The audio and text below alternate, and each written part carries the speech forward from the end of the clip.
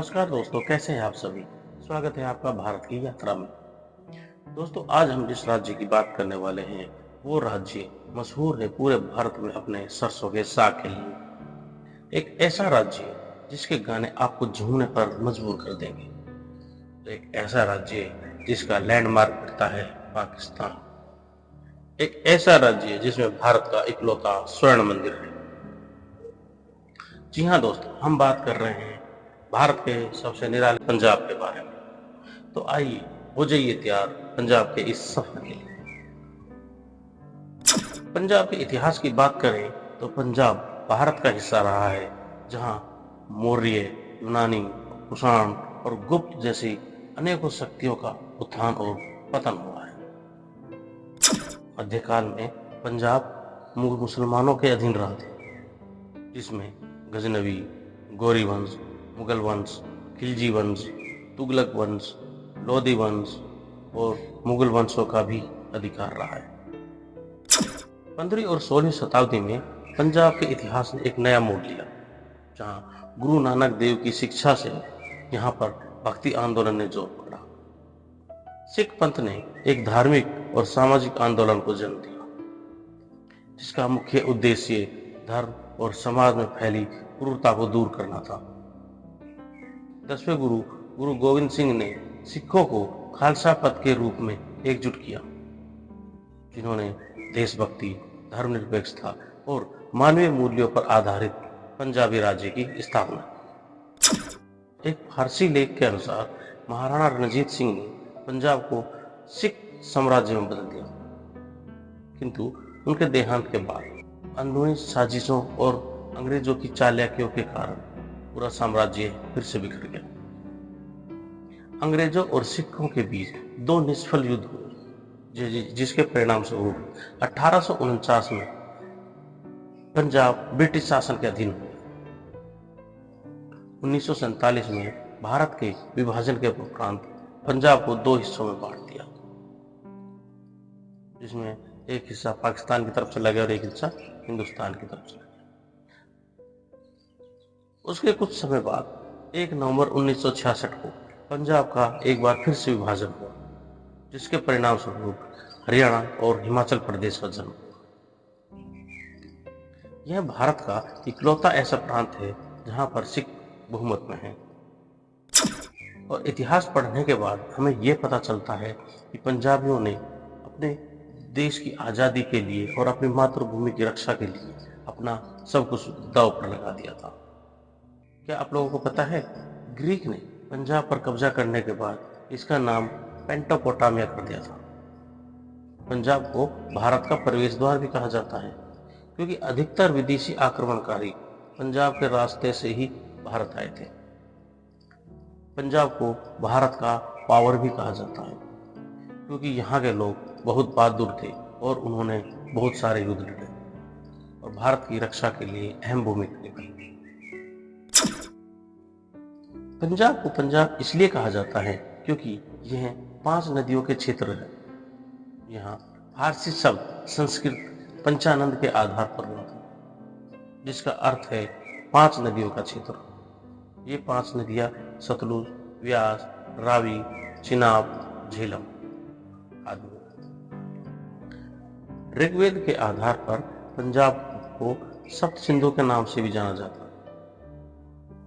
महाराजा रणजीत सिंह के शासनकाल में पंजाब को लाहौर सूबा के नाम से भी जाना जाता था, लेकिन धर्म के आधार पर सन 1947 में भारत और पाकिस्तान के विभाजन के दौरान पाकिस्तान सूबे को 2 हिस्सों में बांट दिया, जिसके साथ चिनाब और झेलम नदी दोनों पाकिस्तान के पंजाब में चली। पंजाब एक कृषि प्रधान राज्य है। यहाँ गेहूं की फसल सबसे अधिक हो जाती है। इसके अलावा चावल, कपास, गन्ना, बाजरा, मक्का, चना और फल भी आदि शामिल है। पंजाब भारत का सर्वाधिक उपजाऊ क्षेत्र रहा है। पंजाब को भारत का अन्न भंडार भी कहा जाता है, क्योंकि यहाँ भारत के कुल उत्पादन का 60% चावल उगता है। यहाँ के निवासी औसत के आधार पर भारत के सर्वाधिक धनी लोगों में है। पंजाब भारत के कृषि राज्यों के साथ स्वादिष्ट व्यंजनों के लिए भी देश के टॉप पर्यटन स्थलों में से गिना जाता है। पंजाब के लोग खाना खाने और खाना खिलाने के बहुत शौकीन होते हैं। अगर आपको भी स्वादिष्ट भोजन खाने का शौक है तो आपको एक बार पंजाब की यात्रा जरूर करनी चाहिए। यहाँ के होटलों में देसी स्वाद के साथ साथ विदेशी स्वाद भी मिलते हैं।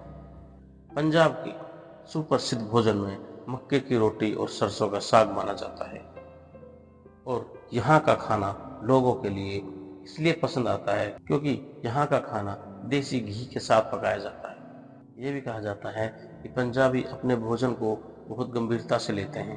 पंजाबी स्वादों का आनंद लिए बिना इस राज्य की यात्रा अधूरी मानी जाती है।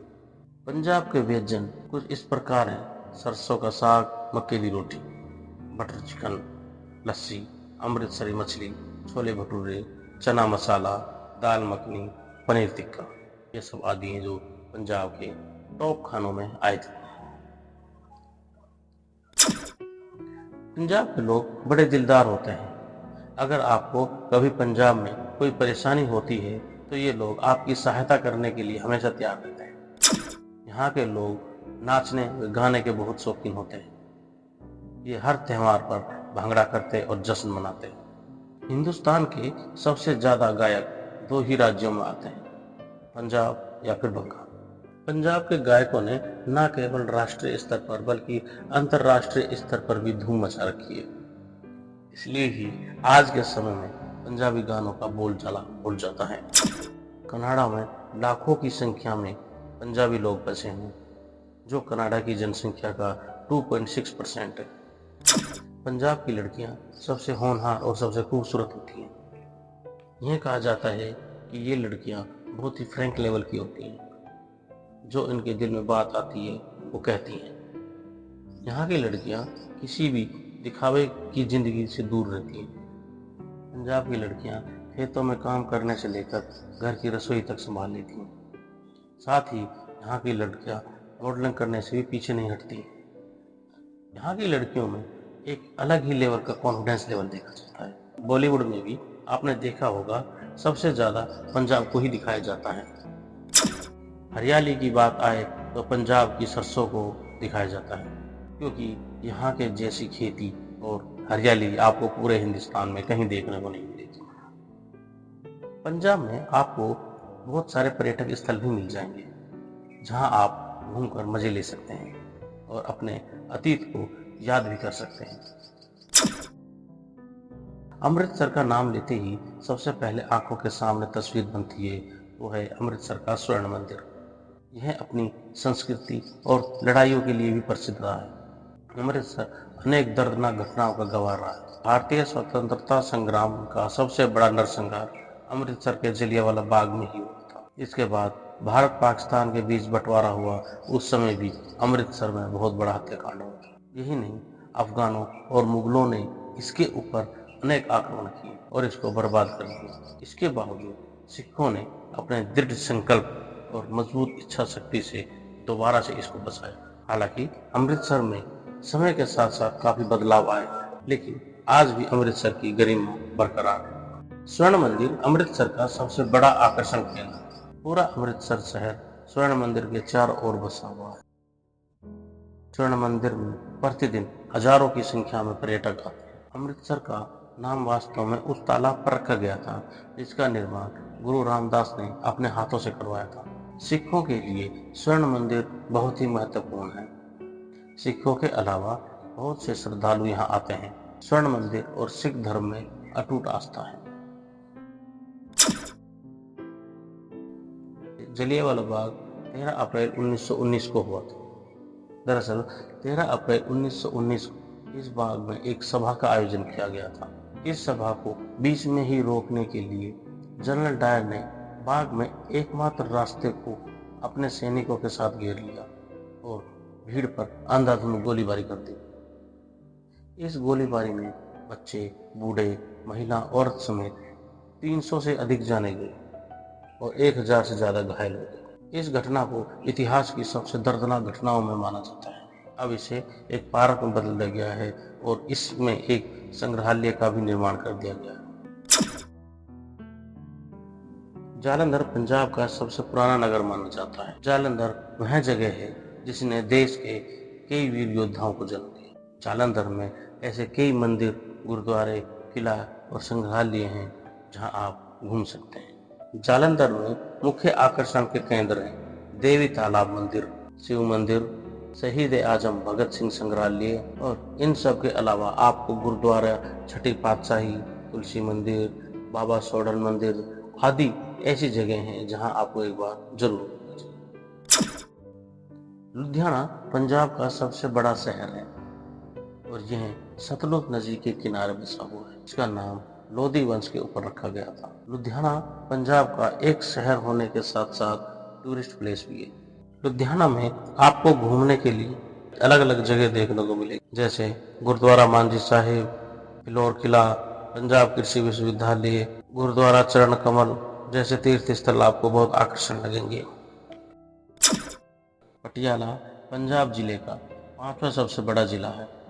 पटियाला की सीमाएं उत्तर में फतेहगढ़, रूपनगर और चंडीगढ़ से, पश्चिम में संगरूर जिले से, पूर्व में अंबाला और कुरुक्षेत्र से और दक्षिणी में कैथल से मिलती है।